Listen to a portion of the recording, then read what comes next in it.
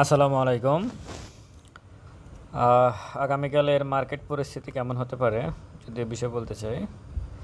516 কোটি টাকার লেনদেন হলো আজকে, একেবারে 300টাই ডিক্লাইন আর 100টাই অ্যাডভান্স আছে। যদিও আজকে সারাদিনে কিছু সময়ের জন্য মার্কেট পজিটিভ ছিল, কিন্তু ধারাবাহিকতা ছিল ডাউন ট্রেন্ডের। সর্বশেষ আসি বিশাল একটা সেল প্রেশার ছিল কিন্তু মার্কেটে। এখানে দেখা যাচ্ছে একটা সেল প্রেশার ছিল, লাল যে ক্যান্ডেলটা দেখতেছেন। সর্বশেষ যখন অ্যাডজাস্টমেন্ট হয় তখনও সেল প্রেশার দিয়ে অ্যাডজাস্টমেন্ট হয়েছে। এটা সবসময় থাকে, কিন্তু আজকেরটা একটু ভিন্ন রকম মনে হচ্ছে, কারণ এর আগেও দুইটা সেল প্রেশার ছিল। তো এটা মার্কেটের জন্য আমি মনে করি একটা খারাপ দিক। আর হচ্ছে ভলিউম কমে যাওয়াটা মার্কেটের জন্য খুবই বাজে একটা বিষয়। কারণ ভলিউম না হলে, টাকা যদি না থাকে মার্কেটে, তাহলে তো মার্কেট দাঁড়াবে না, মার্কেট তো ওঠার কোনো সুযোগ নাই। এখন আগামীকালকে আসলে মার্কেটে কি হতে পারে যদি এই বিষয়ে বলতে চাই, তাহলে এখান থেকে এই ক্যান্ডেলটা থেকে মার্কেট ঘুরে যাওয়ার কথা ছিল। এরকম ক্যান্ডেল থেকে আসলে মার্কেট ঘুরে, যেহেতু সেটা না ঘুরে বরং আজকে আরও মোটামুটি ভালো একটা পয়েন্টেই মাইনাস হয়েছে, 60 পয়েন্টের মতো। এটা একটা চিন্তার বিষয় যে এতটুকু কারেকশান, এখন এটাকে কারেকশান বলা যায় কি না। আর হচ্ছে ক্যান্ডেল যেটা, সেটা নিয়ে আসলে খুব বেশি কিছু বলার না। এরকম ক্যান্ডেল কিন্তু থেকে কিন্তু নিচের দিকে মার্কেট আসে। যেমন আপনারা এই ক্যান্ডেলটা দেখতে পারেন, এখানে এই ক্যান্ডেলটা আর এই ক্যান্ডেলটা কিন্তু সেমই।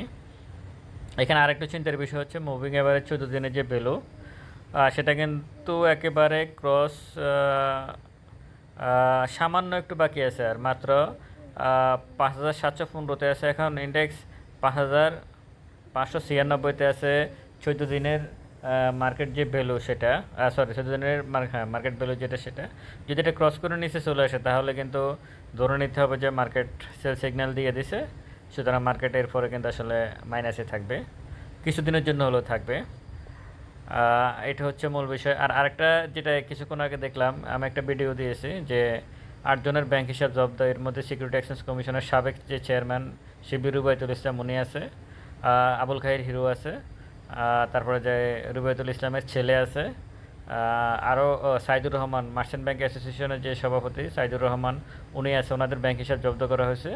তো সুতরাং এটার একটা এফেক্ট কতটুকু পড়বে কালকে মার্কেটের, এটাও দেখার বিষয়। আপনারা একটু সাবধান থাকবেন। মার্কেট একটু এলোমেলো মনে হচ্ছে। এখন কী কারণে মনে হচ্ছে, এই সম্ভবত আমার ধারণা যে এখন পয়েন্টগুলো কমতেছে, এই পয়েন্টগুলো যেগুলো কমতেছে, এরা আসলে হয়তো সেল প্রেশার দিয়ে দিয়ে টাকাগুলো কালেকশন করে নিয়ে গেছে। তারা তো জানে আসলে তাদের কি হবে। হয়তো সেল প্রেশার দিয়ে টাকা কালেকশন করে নিয়েছে। এখন যেহেতু অ্যাকাউন্টগুলো ফ্রিজ করে দিয়েছে, তাহলে হয়তো সামনের দিনে কী হয় সেটা দেখার বিষয়। আর আরেকটা বিষয়, আপনারা কেউ মার্জিন নিয়ে কোনো শেয়ার কিনবেন না। দেখতেই পাচ্ছেন কী অবস্থা। আমি এখনও এটাকে কারেকশানই বলবো, যতটুকু হচ্ছে কারেকশান। কিন্তু মুভিং এভারে 14 দিনের যে ভ্যালু, যদি এটা নিচে চলে আসে, যে রেখাটা দেখতেছেন সবুজ, তাহলে কিন্তু একটু চিন্তার বিষয় আছে। তাহলে কিছুদিন মার্কেট আসলে নেগেটিভই থাকবে। এই হচ্ছে কথা। আর আশা করি আগামীকালকে আপনারা বাই সেল করতে একটু সাবধানে করবেন। বাকিটা দেখা যাক কী হয়। ভালো থাকবেন সবাই। আসসালামু আলাইকুম।